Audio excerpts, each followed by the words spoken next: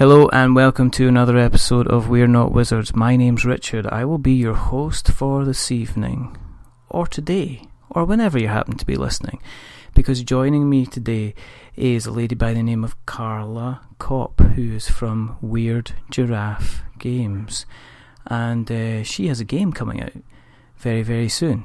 In fact, in about a week's time, which is coming out on Kickstarter, which is called Stellar Leap.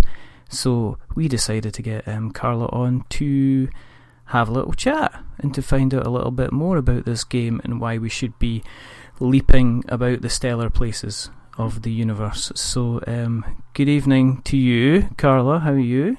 I'm doing great. What about you? I'm very, very well. I'm very, very well indeed. Now, for people who are joining us for the first time, thank you for joining us. The reason that we do this is because we simply don't think that there's enough podcasts out there about board games. And the other reason that we do this is because I'm interested to find out what a space game will be about when it's made by a company that's called Weird Giraffe. So that's why we kind of asked Carla to come on. But one of the things we like to do is we like to find out a little bit about the kind of the history, where you've come from in your journey to do with cardboard. It's not like America's Got Talent, because that kind of journey, I don't expect it to be full of horrible things and things like that. It's kind of more just a general, because cardboard's fun. Do you want to tell us a little bit about your history with a hobby first of all? So, in college, I played a lot of Magic, so I went to a lot of board game stores, but after college, I had some friends, I moved to Huntsville, Alabama, where I didn't know basically anyone, but I did have one friend, Sarah, who was super into board games, so we started playing board games all the time. So after that, I think my first real board game design was with Agricola. So, Sarah loved Agricola. We played Agricola constantly. But it only has a certain number of players that can play it. So I was like, well, you want to play Agricola with 7? Let's do it. Let's make this modification. And we just do it. We need to add another player. Let's do these changes and see how it works. So that was my first real board game design thing. Did you continue kind of playing along other games as well, or were you the type of person that kind of took a game and then kind of kept modifying it? Have you always kind of tinkered? Have you always been a bit of a tinkerer since the kind of the beginning? Not really. I've tinkered where I needed to, but a lot of games, the base game of Agricola, you don't need to really tinker with. If there was a problem to solve, I could probably solve it. But I didn't tinker just for fun. Do you have, what kind of other games were you kind of used to be playing with your friend then? Was there any ones that kind of stood out apart from Agricola that you really, really kind of loved? So we didn't play that many games. We had just graduated from college, so we didn't have, a lot of money. We played Catan constantly.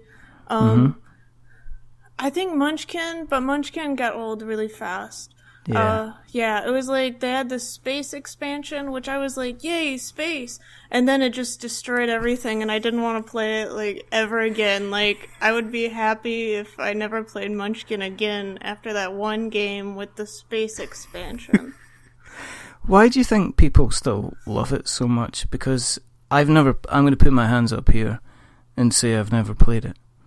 I'm physically actually putting my hands in the air for some reason, even though neither of us can see each other. But what kind of what do you think the attraction is behind it? Well, I think just people are different. I played Catan every day for probably a year, and I was completely satisfied with that. But if you wanted me to do that today, hey Carla, every day play Catan, I'd be no, I have other things to do. I know other games now. I'll play a different game every day for a year. That sounds like a fun challenge. But I think when people don't know what else is out there, you can just be satisfied playing the same game if you only know 2 games. What would you change about Catan now? Because this sounds like somebody who loved it. I guess it's almost like feeding you apple pie every day for like 3 years, and then going away for a couple of years and coming back and saying, you really like apple pie, would you like some apple pie right now? And you're just like, no, I'm sick of the apple pie. What was it, if you had to go back, say I'm like, say, okay, here's your choice, okay, you can have what's in the box, or you can have another game of Catan, but you get to change any type of Catan part of it that you would want to, with your game design type head on. What is it you would change about Catan then? So I haven't actually played any of the other Catans, so I don't know what's been done and what hasn't. But that being said, so this kind of goes into Stellar Leap, because Stellar Leap is kind of a Catan-ish game. So what I did in that was I added variable player powers. So if you could, like, so in Catan, you roll the dice and you might get resources or you might not. Yeah. But I would add in some variable player power, so like, oh, okay, it's my turn. I can manipulate the dice in these ways. So I'm going to make my choices on the numbers I'm going to go around based on the power I have to more increase my chances of actually getting resources. I would play that game. I'd have to say that I would play that game. We moved away from Catan. You are continuing to play. Is there anything that you kind of caught your eye kind of quite recently that you have continued to play, continue to like, up until obviously you started getting involved in the Stellar Leap type of thing? Well, I've been doing Stellar Leap for about almost a year at this point. Okay. But what games do I like? Yeah. I really like The Great Dinosaur Rush is amazing. I love dinosaurs, and in The Great Dinosaur Rush, you are getting bones of dinosaurs. Like, there's different phases. So, like, you're getting bones, and then you have the creation phase, and you have to create a dinosaur out of the weird bones that you have. So, this is, like, the only creative game that I have ever enjoyed, mostly because you get to create weird, crazy dinosaurs. So, how long, I mean, okay, so is it, yeah, tell us a little bit more about that. So you basically, is it all about you dig up the bones first of all, or you get the bones and then you have to decide what you're kind of going to be building? How does it work? Is it a card game? Is it a dice-based game? What type of game is it? So the bones themselves are just little wooden rods, and they're different colors. So you are in an excavation site, and you move to the bones that you want, and then you can pick them up, and you do that, I think, 3 times, and then you create your dinosaur, and then you create dinosaurs 3 times. But you have these hidden cards. Like, you need to have a dinosaur that has this size head with this size legs, and you can get more of those hidden, like, extra point cards. But another aspect of it is that you are an archaeologist and you say what things are really important for dinosaurs to have. Like, if you think it's really important that they have big heads, then you make that worth more points. Because after you create your dinosaur, it gets rated in all the different categories. And I think the different categories are like size and length and weirdness and big-headedness. And I feel like there's another category. But so you want the category that you are gonna make like a crazy dinosaur in to give you the most points, and the ones that your opponents are gonna make like have those mean less points. So sounds like a lot of fun. Yeah, it is. Like, well, creating dinosaurs and bones, like, that's part of it, is like just making your dinosaur look as dinosaurish as possible, which is really hard. Like, your first game, it's not gonna look like a dinosaur, it's gonna look like garbage. But you need that first garbage dinosaur so then you can learn. Alright, okay. Have you still got this? Have you still got it then? You still got the Great Dinosaur Rush then, or have you? Yeah, it's like right on my shelf. Like, it's like one of my favorites. I think it's even in my Kickstarter video. That's how favorite it is. Have you built up quite a big collection of board games then, over the years? Yes, I kind of have a problem, because I'm like, whoa, there's this Kickstarter, I want it. And, well, Kickstarter is awesome for me because I like to not pay attention to it. And then I just come home one day and it's like, whoa, this is a board game I like. Thanks, Past Me, for getting this for me. It's kind of like having a Christmas Day that you didn't realise was Christmas Day, and then having it all kind of turn up, and then it's not like opening up something from like an auntie. It's like opening something up from maybe somebody who really knows you quite well, like an old friend, and they go, "You're really gonna like this," and you open up and you're going, "You're really, really right. I do kind of like it." Do you go for more for Kickstarter games than kind of published games then? I mean, do you have more of the do you have the more kind of the project stuff than the stuff you would normally kind of get in the shops, or do you have a nice little mixture? At the beginning when I was buying stuff, I bought from stores, but at this point it's mainly just buying from Kickstarter and at conventions. And I've kind of restricted myself from buying otherwise because I have a lot of unplayed games. So I want to get that list down, and then maybe I'll order something from Cool Stuff or something. But okay. What's the last thing you remember kind of... Well, no. What kind of games... What's the games that are in your list that are coming to you that you're really kind of looking forward to getting on your doorstep? Like I said, like I try to buy and forget, but I think Dinosaur Island. I don't mean to be like, hey, I like dinosaurs, but Dinosaur Island by Pandasaurus is coming out, and it should be like a dinosaur theme park. I've heard it's really good. Yeah, we've got John Gilmore's coming on the show at the end of the month, so thank you for mentioning that, because we can give a quick plug. But yeah, John is going to be coming back. John was on a little while, and yes, Dinosaur Island looks fantastic. It's not just the mechanics they've gone for, because they are essentially going for Jurassic Park, but they've gone for like a 1980s day glow colour scheme kind of vibe. You know, it's the type of thing you would see in a kind of a 1980s dance video, the kind of the colours, the leg warmer kind of colour scheme. It's absolutely kind of fantastic. Yeah, I'm kind of looking forward to that. Have you also seen, alongside Pandasaurus, have you seen Wasteland Express Delivery Service? Has that kind of piqued your interest at all?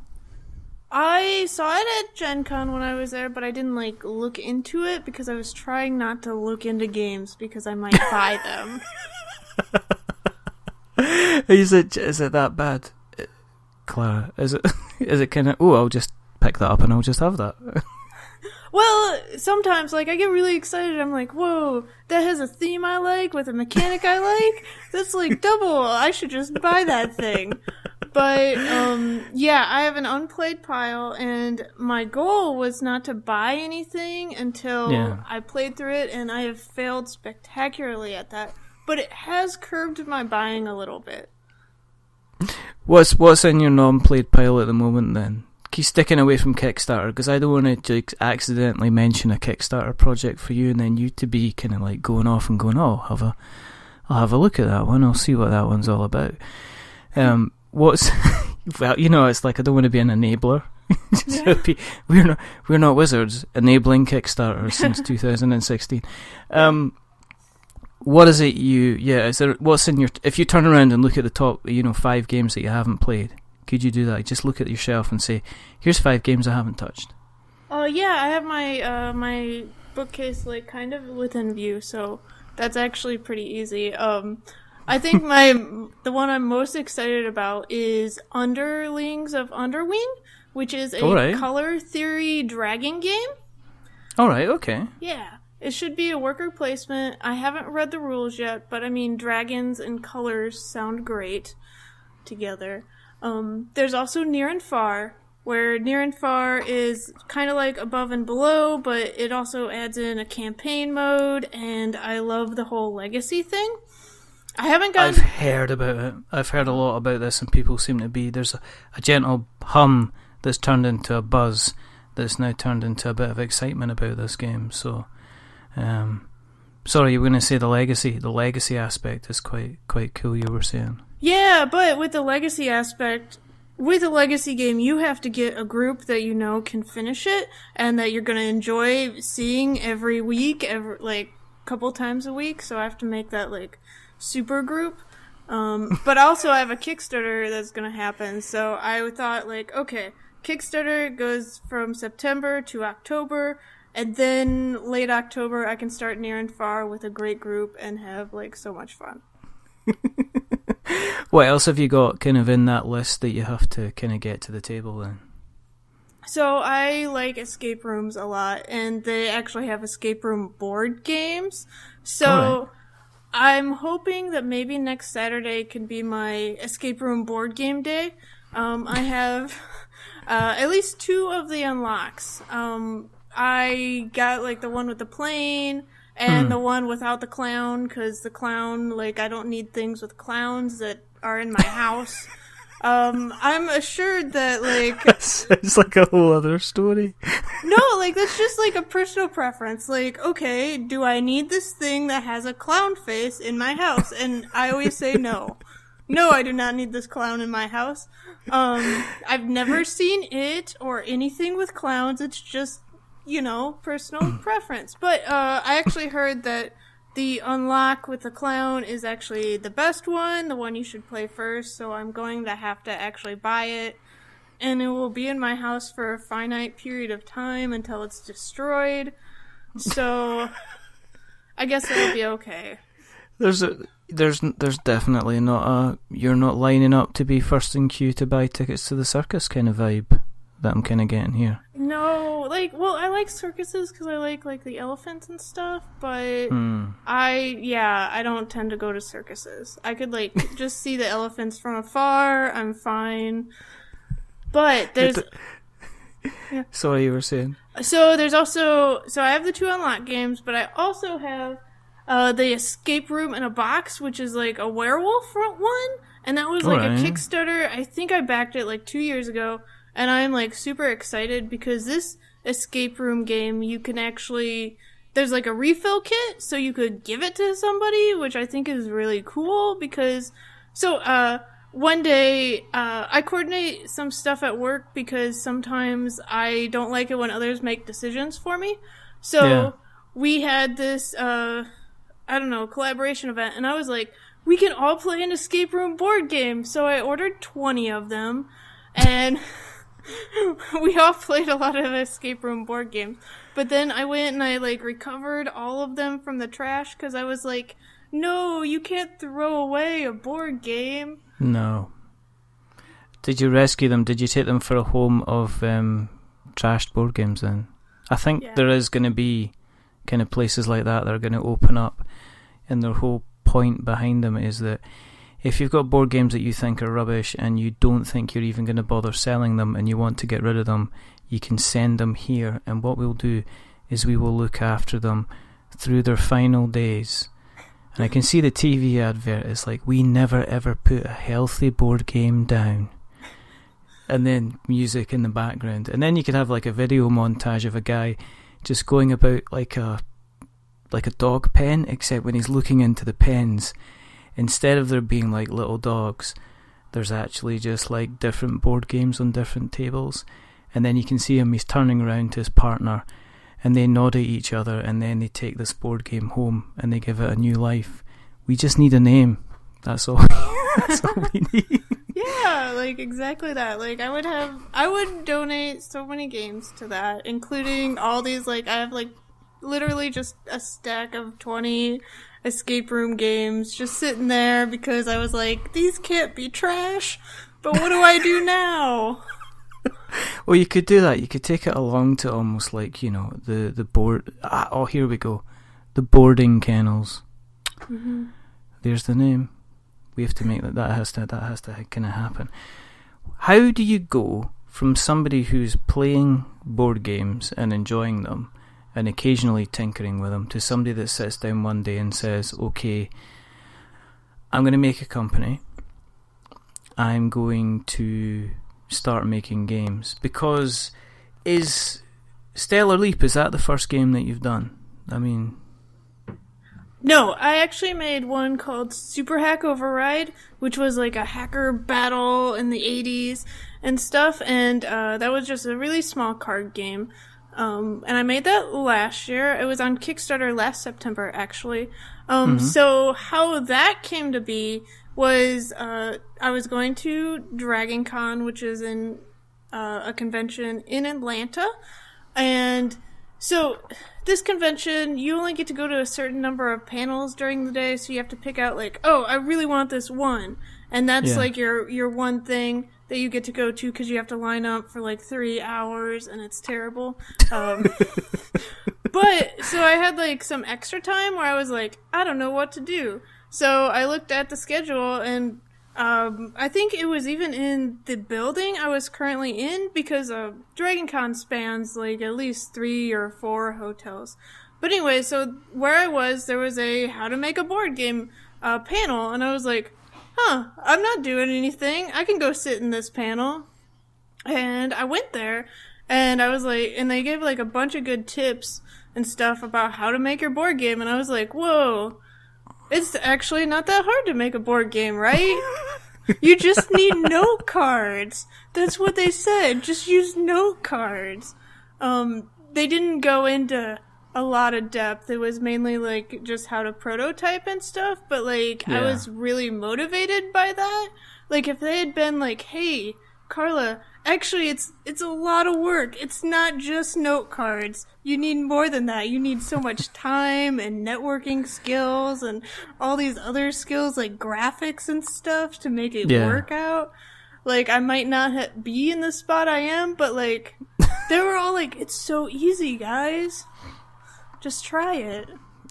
And then by the time you try it, you're like hooked. So I went to that panel, and during the convention, like as I said, like we were staying in lines for hours, and we had Love Letter on us. So I was like, yeah, you can play Love Letter, but like normally you have a discard pile. So instead of doing that, whenever you discarded a card, we just put the card face out in your hand so people could still see the cards, and we played Love Letter like that.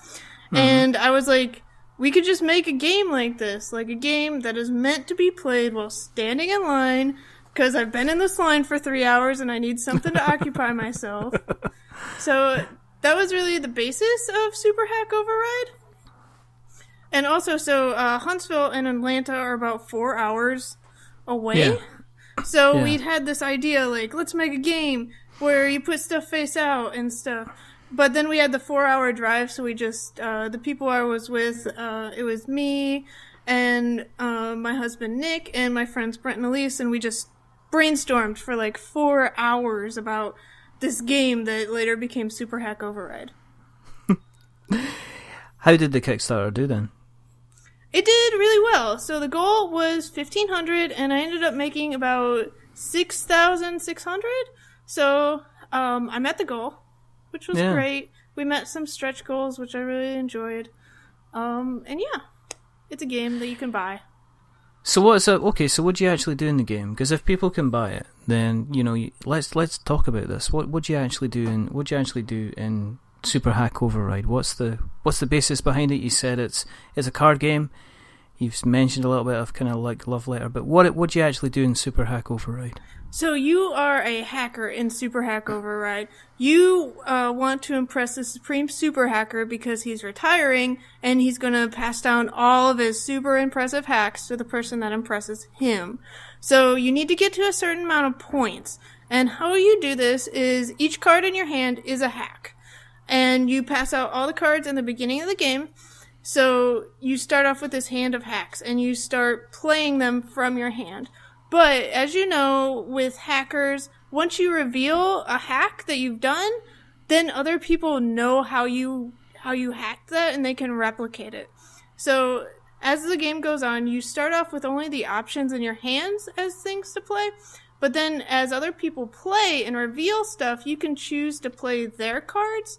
And what happens in that case is you get the effect of their hack, so you get whatever benefit from that card, and then it goes back into their hand. So you can take points away from others while also getting a really cool effect. How long does it take to play? About 10 to 20 minutes. It's super fast. It's one of those games where it's meant like you play and then you're like, oh yeah, I lost, but I want to play again right now. So you can just play games over and over again. It's really exciting because whenever I explain it, I'm like, yeah, I'm a software engineer. I know about hacking. So all this is real. It's very real.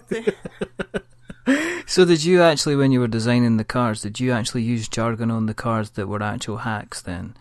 Or did you kind of replicate kind of stuff like that on the card and flavor text and things like that?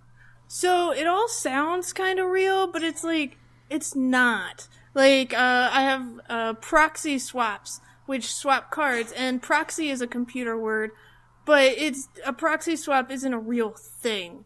Like, okay. Or I name things like buffer overflow, and it does something, but that's not what an actual buffer overflow does. So, yeah, it sounds technical, but it's not really. It's like... Sorry, I was going to say, did you get actual kind of computer geeky nerdy guys kind of calling you out and actually saying that your buffer overflow doesn't do what that does? I did not. Nobody actually called me out on it, but Huntsville is called Rocket City because, like, we're all basically engineers here. So a lot of people saw it and they were like, whoa, this is like my job, but not really. It's just making fun. And if people want to get a hold of the game, they can get that on your website, I'm guessing, yeah? Yeah, or they could go to superhackoverride.com because I'm really fancy with computers and I have a ton of URLs. So they could go there and order the game and then I will send it to you. And I can include a fancy, like, handwritten note because I do stuff like that. Is that what you do? Okay, here's the question. Where did the Weird Giraffe come from? Okay, so my name is Carla Kopp. I have these ideas on what people will think funny and not, and most of the time the answer is no, that's not funny. So I also really enjoy animals. I don't know if you've noticed this, like animals and dinosaurs and stuff. So there's this animal called the okapi. It's like the only relative of the giraffe. It's this thing that lives in Africa forests, and it has a long neck, but it also has the butt of a zebra, essentially. Have you heard of this, the okapi? I probably have, and I'm actually gonna Google it now. It's brown. Yeah. It looks like if you asked James, age 6, to draw what he thinks a kind of a. If you just go and draw some kind of animal and it's got to have stripes like a zebra, potentially look like a dog and have hoofs, this is the strangest looking animal ever. So, yeah. So you were saying, yeah. Yeah, so the okapi. My last name is Kopp, so I was like, this is perfect. Everyone knows okapis and likes puns and stuff, so I made okapi games, like OKOPPI games, like just shoving my name into the okapi word, and exactly no one got that. No. Did you end up having to kind of like change? You make the website and then you actually needed to explain what that was in the first line of the website, put a photograph, put a link to the Wikipedia article, put a link to a YouTube video, put a link to where you can actually buy okapi merchandise. Is that why you just turned around and went, right, forget it? Well, I'm just going for the giraffe. So what I did was I made an okapi in Paint, like the little pixelated guy, and I was like, see guys, it's an okapi. Don't you know this? So I kind of went like probably a step too abstract, because actually seeing like the Google okapi, like just the pictures that come up in Google would have been a lot more helpful than me pixelating something in Paint. But I don't know, sometimes I get too excited and I solve my problems in the wrong way. So you decide, so you've still got the okapi, but why are you calling yourself Weird Giraffe Games then?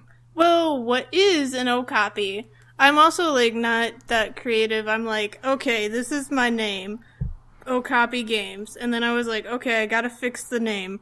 What is an okapi? Well, it's a weird giraffe. So there you go. So you have something which is like pretty much dark brown with stripes as the logo, and there's no actual spots of a giraffe. It's brilliant. I think it's fantastic. I think you should have stuck with okapi, and then if people didn't know, you should have just said, well, why don't you know? Everybody else knows.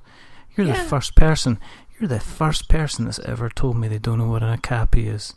You need to go and broaden your horizons, if you don't mind me saying so. So, Super Hack Override. How long was it before you kind of released, between you founding or using proper grammar, before you founding kind of Weird Giraffe Games and then you getting to actually release kind of Super Hack Override? Did it all happen at the same time?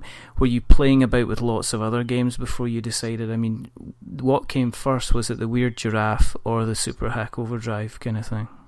It was Super Hack Override, which is another, weird thing. For some reason, people say Super Hack Overdrive a lot, and I haven't been able to figure out why, but I don't know, maybe because people like cars or something. But, we, after that one drive back from Dragon Con, there was, a 3-month period where I didn't do anything, and then one day I was like, that guy said that designing a game was easy, and I have this idea, and I have this pack of note cards. So I did the whole note card thing, and I made people play with me, and then, it kind of worked as a game, and I was like, whoa, I made something. I should make this better. So we started, researching, what you need to do to make a game. So then the company happened. Did you ever meet that gentleman again that said games making was easy? Have you seen him since, or are the police still trying to find him? I have not, but I've also not been to Dragon Con again because, I have better things to do, and it's also really hot, and it was kind of traumatic that last year that I went. So, right. Just cross that off the list. Go back to... No, we're not going anywhere near anything that's got the word dragon in it at all, if you don't mind. So, Super Hack Override did well. I mean, it's 5 times the funding goal for your first project's pretty. I mean, that's pretty decent. That's a good result. You get the bug, you get the game out to the backers. Are you already by that time working on Stellar Leap, or was it the difficult second album? Did you have a pile of other games that you were working on before you decided to go down the road of the Stellar Leap? So while I was fulfilling Super Hack, I believe that fulfilled in March 2017. Mm-hmm. But so we have this thing. I live in Huntsville, and basically everyone goes on vacation in December. So work happens, but it doesn't. So it was December of 2016, and I was like, whoa, I have this idea for this other game. Let me try it out. And I went to Word, and I printed it, and I did the whole, playing it out, and I was like, whoa, this is a game. I should continue with it. I don't know. I'm always, surprised when I'm like, this is the first prototype, so it could just fail. But then it's like, whoa, this is playable. That's cool. Do you find that because of your day job, of doing computery type things, that you look at things in a kind of a logical fashion, as opposed to maybe... I know that creators go through different things. Somebody will look for a theme and then look at creating a game around it, while other people that are more kind of, maybe they're a fan of their Euro games, will look into mechanics and then fit a theme on top of that. So what would you say you were kind of more like? So I think that I come up with mechanics first and then theme, but usually it's oh, this is a cool mechanic. Oh, this could go with the theme, and then it's oh, this is the game. I don't start... It's not oh, this is the first thing that happened, and this was the second. It's this is the game. These 3 or 4 things together, and I will go from there. Do you have a particular style of artwork that you're trying to go for then? Because I'm looking at Stellar Leap just now. Are you trying to go for like a similar art theme throughout the kind of the games that you're going to create, or are you trying to diversify between the ones that you do? So one thing I really like are neon bright colors, and those are in both of the games. I also really enjoy accessibility, so being able to differentiate the colors regardless, like even if you have this kind of color blindness or this kind. But like when you're trying to do the accessibility, like the bright differentiated colors are kind of what results. So I think all my games will have like that bright neon-y feel. It's like being in a 1980s party with you then. When you're looking at say Stellar Leap and even like, Super Hack Override beforehand, did you go out and play test it to a lot of people before you decided to take it further? I mean, with Stellar Leap, has it gone through a lot of play testing? Have you involved I know you've mentioned obviously your husband Nick. Is it something that you and Nick would sort out together, or do you put it out into kind of like local game groups and stuff like that? So yes, before we go into local game groups, I play it over and over with Nick to make sure like it's actually playable and enjoyable and get out all the major kinks. But then yeah, I definitely go out into the public. I have a local design group that meets at like every other Monday. So I bring designs to them and they play test it and give me more feedback and stuff. But then I also have a monthly thing where I invite like the community to come out and play test. So I have play tested Stellar Leap for at least 9 months at this point. Yeah, a lot of different feedback from people. I think like the best place to play test, like after, well, like getting different people from the community was really helpful, just to know that, hey, yeah, people that aren't my husband enjoy this game too. That's important. Getting like strangers and stuff to be like, hey, I'm Carla, I made this game. Tell me everything you hate about it. And then if they don't have that much, it's like, okay, this stranger enjoys it. Stranger. I hope you find their names out and don't just go around calling, okay, stranger, and just actually find out what they're called. Because otherwise that'd be rude. That's probably why you're getting bad, if you are getting bad feedback. Maybe name badges. No, I definitely, yes, I do find out people's names. Because, like, well, one thing about meeting new people is, for some reason, people like it if you say their name. So, like, you learn somebody's name, and then you, like, say it at them a bunch of times, and then they like you more. I feel like there's been a study on this. But also, I am terrible with names. So if I do that, if I'm like, hey, you, like, hey, Ben, and I just, like, keep on repeatedly saying, like, Ben, like, then I will remember them, like, as Ben. So it helps me remember, because it's like when I see them again in like 6 months and I remember their name, they're like super impressed, and it's really because I just mentioned it like 10 times. So you've kind of learned it yourself at the same time. Yeah. I don't know, I think I'm more terrified of mispronouncing somebody's name incorrectly. When we did the episode with Mark Neidlinger from Orange Nebula, I must have went through and tried to pronounce his name about 15 times, just in case, because there'd be nothing worse than kind of completely messing up somebody's pronunciation of their name, and then at the end of it, they get to the end of the episode and they go, it's pronounced this way, you actual idiot. I'm just looking at, Stellar Leap is a space exploration game for 1 to 4 players. What's this all about then, Carla? Okay, what do you do? How do you play? So it's a space exploration dice game. It has hidden traits, variable player powers, and game-changing events.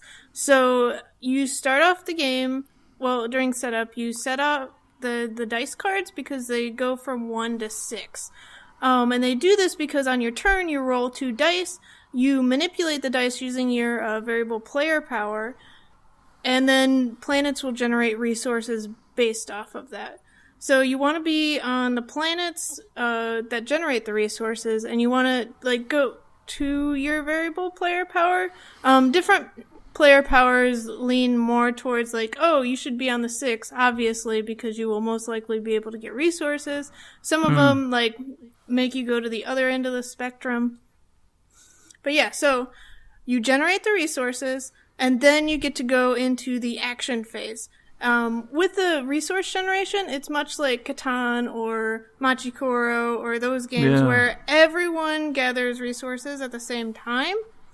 So you have to basically pay attention on other players' turns. And it also kind of turns into a, where you try to manipulate it a little. You're like, hey, you could change that into a 4, and then you'll get water, and then I'll get water. So it's there's a negotiation aspect to it if you are into negotiating.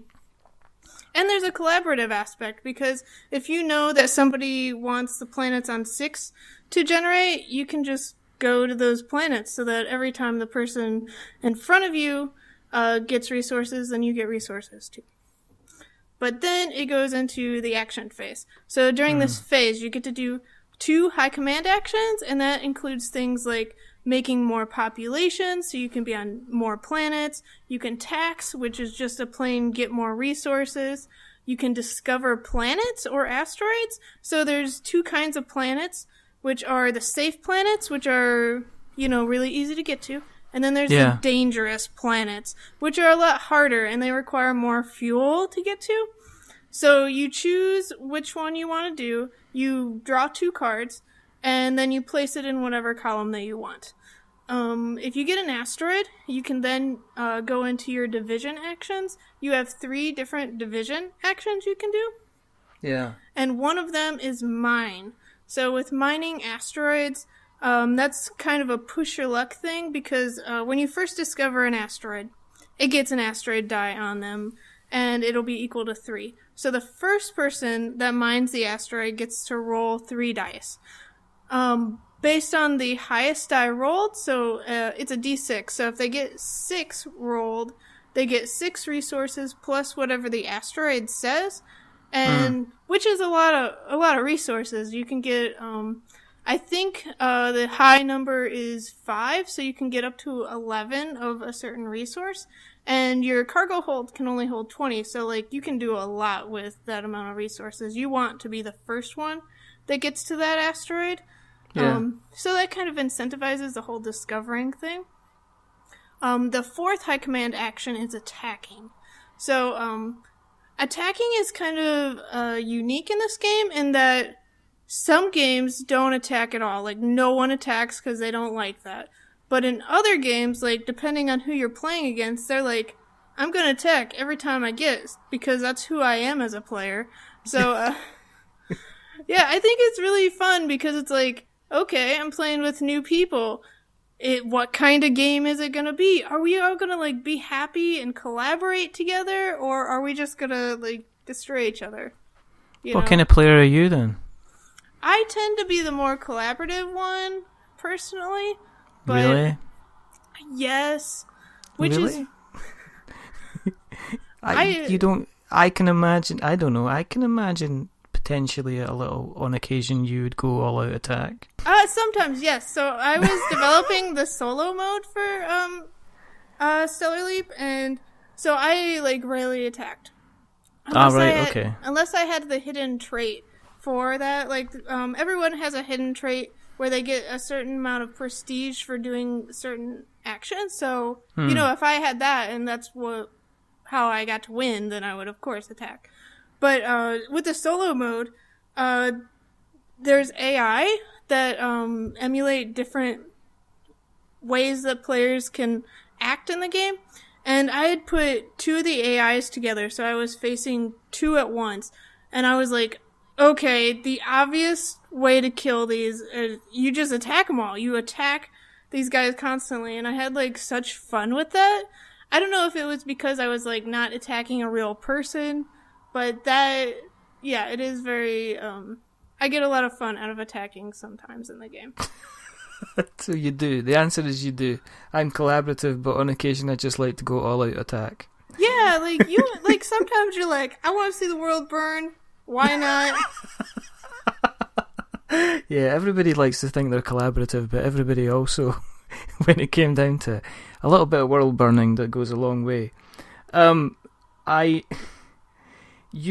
mean, looking at this, I mean, you've kept the kind of the components kind of simple. Was that kind of keeping in mind trying to keep the kind of the overall target quite low? Is that why you did that? Or, you know, what kind of drove your decision to kind of keep the funding level to below 10? I mean, it's below $10,000, isn't it? Yes. Well, if you run a Kickstarter campaign and your funding goal is below 10,000, you're more likely to fund. So, that was part of it. I did not actually plan on making Stellar Leap as big as it was. So, Super Hack, it was just cards. It was just a tiny, tiny game. Like, it ended up being around 30 to 40 cards, but shipping that was amazing. Like, you could just send it off from China, and then you don't have to do anything. So I was like, okay, my next game, I want it to be slightly larger, but not too big. Not real big. But I kind of overshot that by a long shot. Like, I put way too much in the game. You've got, you've got meeples, you've got a couple of meeples, you've got 16mm dice and 12mm dice. You seem to have you seem to have a whack of cards in here, and they seem to be reasonable size cards at the same time by looking at the pictures of the playtesters as well. Did you get to a point where you went from kind of thinking, I'm going to do stuff which will service the game, to the point where you're thinking, well, actually, if I've come this far, I might as well really start to make the game that I'd really want to make, as opposed to just mechanically getting by? So, I think I made the game that I wanted to make. I did also make an expansion that's going to be with the Kickstarter at the same time. But, so, while I was designing the game, I iterate a lot, and I tried not to make, like, big changes. Like, I'll be like, okay, this one aspect needs to change. Let's change that one thing, see how it plays, go from there. And I would go through the entire game, like, oh, are the planets okay? Okay, they're good. Let's go to missions. Are those okay? And, like, change and slowly get through the entire game. And I got a lot of the components that way, where, like, the player powers. I originally had 4, because I wanted to support 4 players. But then, you know, like, when you're dealt a player power, and it's not, like, you don't get any choice with that. And it was like, that's kind of lame. There could be a better way. What if you're given the choice of 2? Okay, that's a lot better, right? You get 2 choices. You are making a decision, which always makes people feel a lot better. So I had to come up with 4 more player powers. Just like that. Yeah, just like that. But, like, sometimes, well, in my experience, I had come up with 4 player powers, and I was like, yeah, this is good. This is all my ideas. But then when I was like, okay, Carla, you gotta make 8. It was like, okay, here's 4 more. It's like, whenever I give myself, like, this is the number I need to get to, I tend to get there, like, without that much effort. Which, I should probably give myself, like, a higher goal than I need to actually make. Like, so I'm also designing this other space game called Observance. And there's 77 constellations, I think. And I went through and I was like, okay, each of these is different. I'll just make a different power for each one. And I was like, that's going to be so hard. But then, like, I got the spreadsheet out and I was like, here's one. Here's another one. Here, I'm just typing. And then I got to the end of the list and I was like, oh, I have no more ideas left. Coincidentally, I had exactly what I needed, so... Well, so you've already planned out your next game already. Is it going to be staying within the same kind of Dayglow theme then? Are you going to go for something different artistically then? Maybe different artists, or a different artist, I'm not sure. So, I have 2 different games that I could go next, either Observance or this other abstract named Drapple. Or I could, I also have a kind of legacy game for Stellar Leap. Alright, okay. So, yeah, okay, going back, like, I was trying to design Stellar Leap, and I had these ideas for other things, and I was like, okay, that's cool and all that I have this idea, but like, let's just put it in this folder because I'm going to iterate through in a methodical manner. And if I need another event or another card, I will reference this other folder of ideas. Like, I tend to focus more. So I got to a point where I was like, yeah, Stellar Leap, it's doing good. Like, there's no aspect I haven't looked at, and it's great. And then I was like, you know, what am I going to do for the next month before the Kickstarter? Well, I could look at that idea folder of all the Stellar Leap stuff that I didn't do. Yeah. So I was like, yeah, I can just make an expansion. So that's the Stellar Leap Frontiers micro expansion. It has a bunch of cards and stuff that I had deemed earlier were a bit like crazy and weird. I was like, you know, well, so in playtesting Stellar Leap, some people don't like the craziness to happen, and I'm okay with that because I'm like, you know, what happens in space, you can't know. It could be anything. Oh dear. Yeah.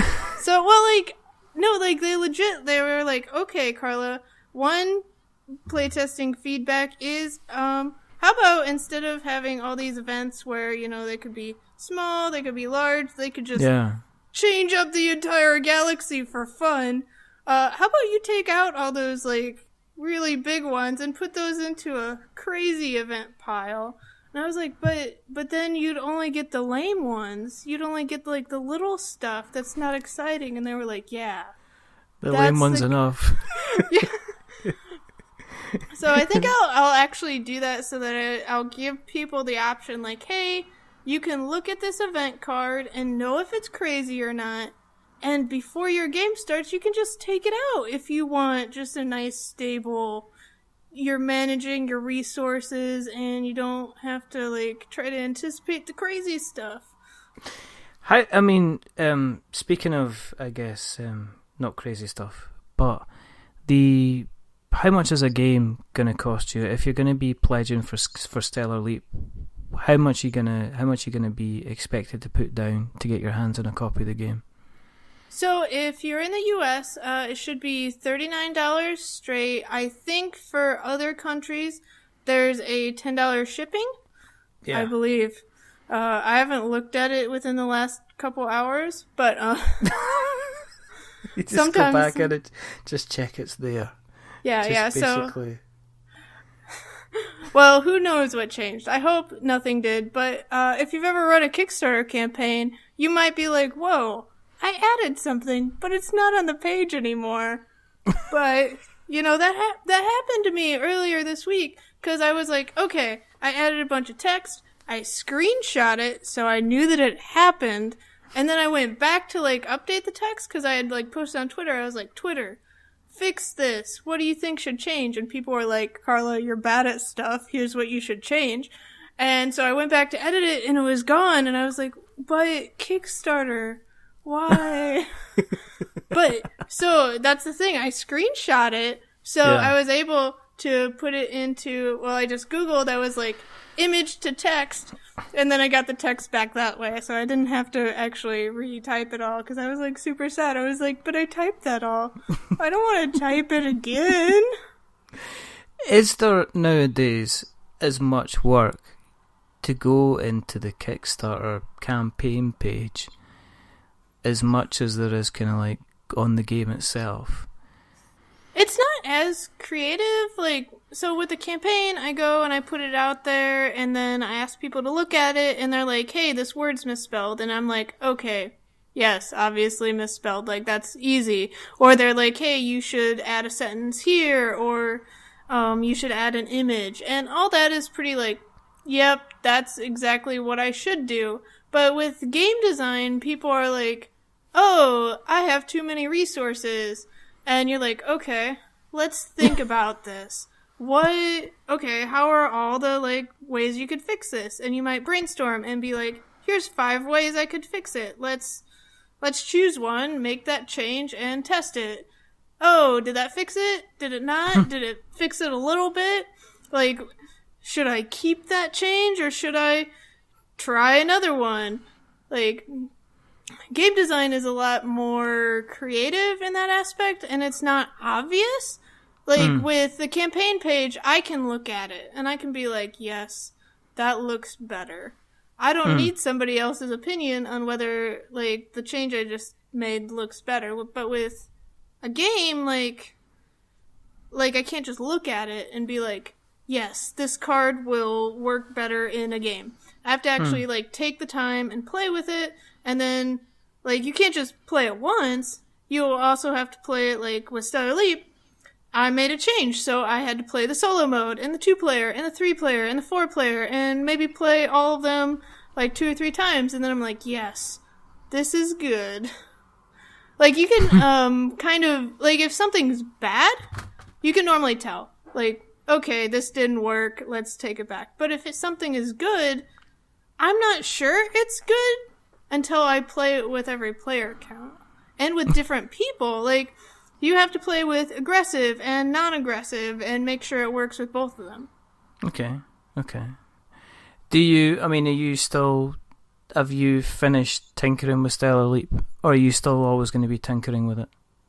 So, I have changed some things. Like, I sent the copies of the games to reviewers in early August, and I was like, yeah, I'm done. But then I changed some more stuff.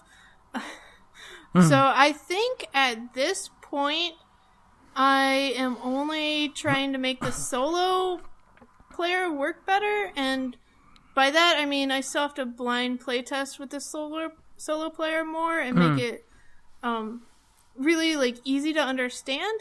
But I think overall, like, unless I blind playtest and somebody does, like, something crazy and doesn't understand anything, it should be pretty good. So Stellar Leap, I think, is solid, but I've said that before, so maybe not. Maybe I'll be like, well, sometimes I just, like, I get this idea. Like, I wake up in the middle of the night and I'm like, I need to change how missions work. And so I go and just go off and change the whole thing. Yeah, well, like, I don't change the whole thing, but I'm like, oh, okay, I have my list of things to change and see if they're better or not. And, like, people come to me, like, I do, like, have Stellar Leap with reviewers, and they are giving me comments, and I'm like, oh, you said this, but what you meant was this, and maybe I should actually change that thing, because, like, I'm not the most, like, receptive all the time, like, so sometimes a playtester says something to me, and I'm like, okay, I heard you, but I'm not gonna make a change because you're one person. But then I hear it, like, 5 times, and on that 5th time, I'm like, oh, yes, I understand you, person. I understand what you're saying, and I have an idea to fix it. But, like, until you get to the certain number of people that say the thing, like, but it's also, if only one person thinks something, is it important? That's also a thing, so. Yeah. Have you ever had somebody coming back to you and said something and you've went, you're actually right, this could be slightly different and could make an awful lot of change? Or do you rely on lots of people kind of telling you, as you said?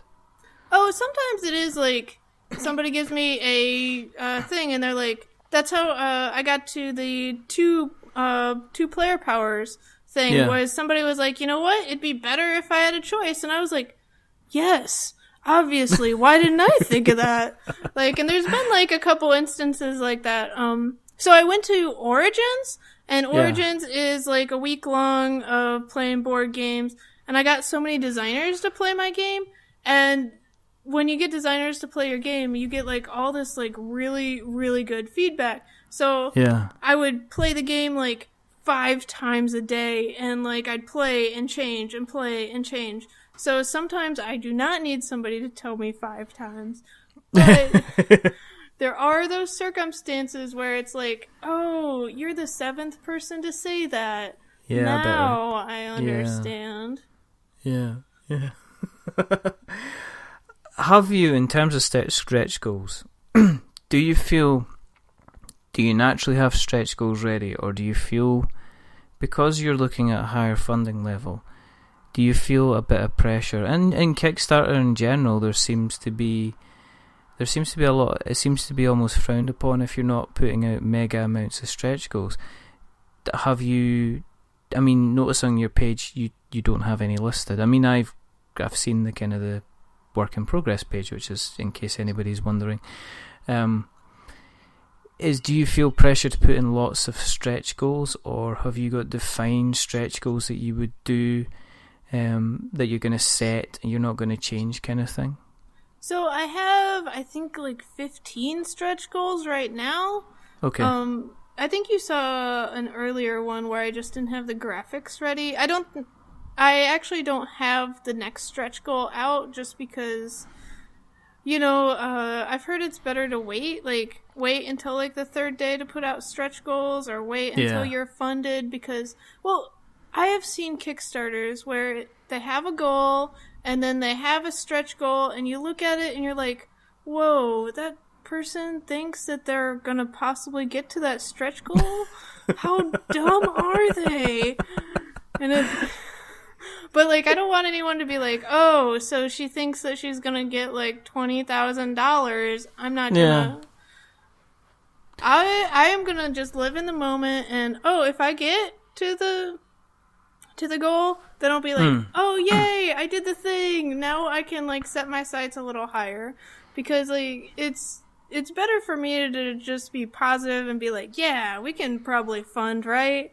Yeah, we can probably get to one stretch goal and then to go from there, instead of like thinking about, but what about stretch goal 15? Yeah, I've seen that. Yeah, and you can see that, because I've seen that a few times. I've seen people that have set, I've seen it kind of people set goals where they're asking for $10,000 and they've set their $50,000 kind of stretch goal, and you're just, like you said, you're just kind of going, well, that's looking like you're actually asking for $50,000. It doesn't look like you're asking for $10,000, and some people will get the impression that you think, oh, you're that kind of confident. Well, then, kind of good luck.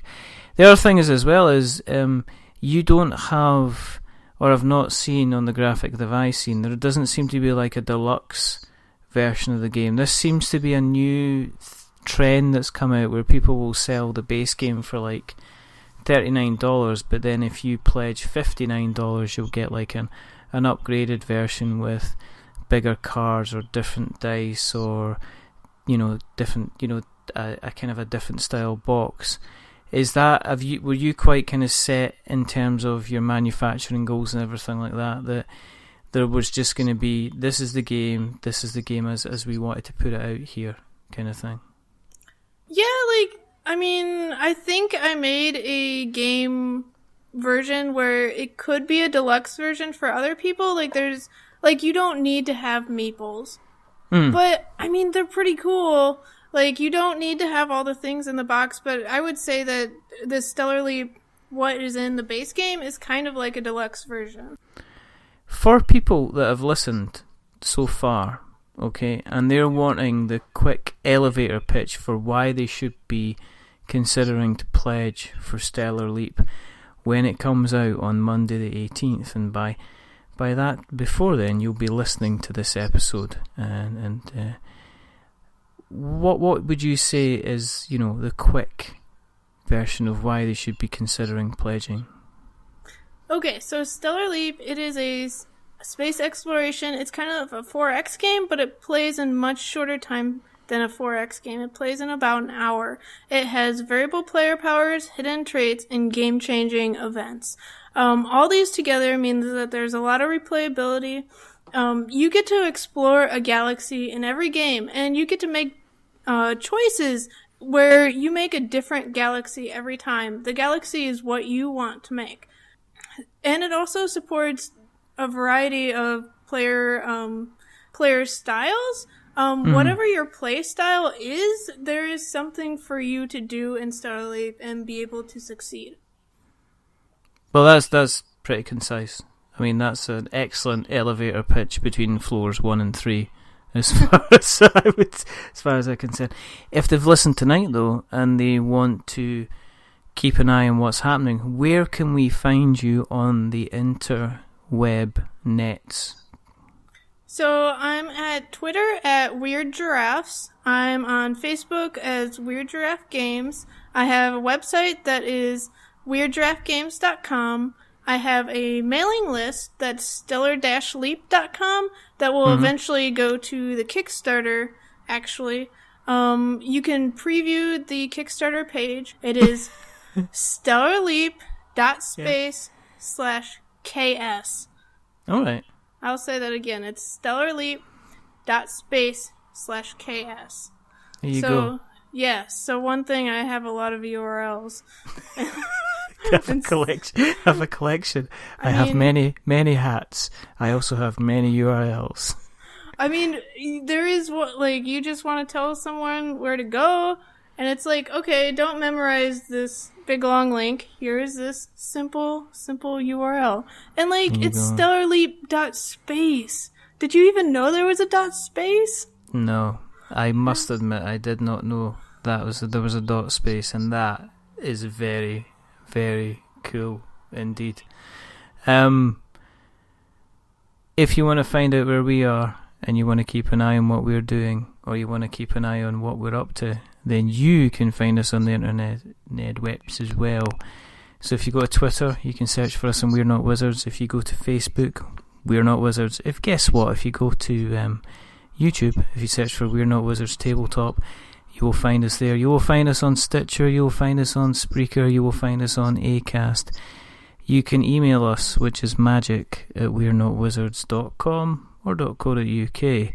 If you like what you've heard tonight, and Carla has been a fantastic guest, then jump onto Apple Podcasts. We continually surprised at the number of people that are kind of rocking up to listen to our little show. We appreciate every single one of you.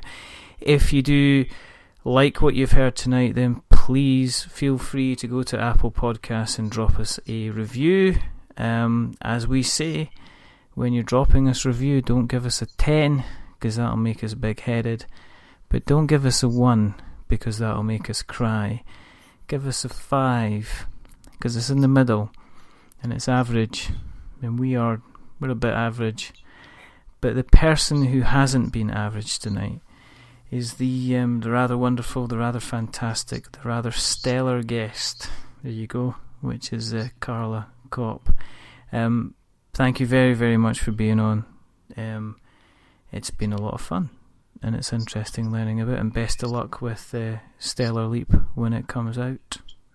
Well, thank you, and thank you for having me on. I've really enjoyed this. It's been good fun. There are only two more things to do. The first thing is to remember that we are many things, but we're not wizards. Are we wizards, Carla? We're not. Absolutely not. We are doing two things. We're either going to go and hack ourselves a little mainframe and show the big man what for, or we're journeying through space, exploring planets, gathering resources, collaborating with people, or occasionally showing them what faces our phasers are set for.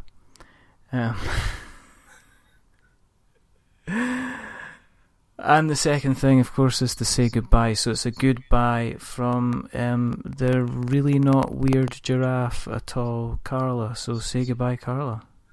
Bye, everyone. Thanks for listening. I really appreciate it.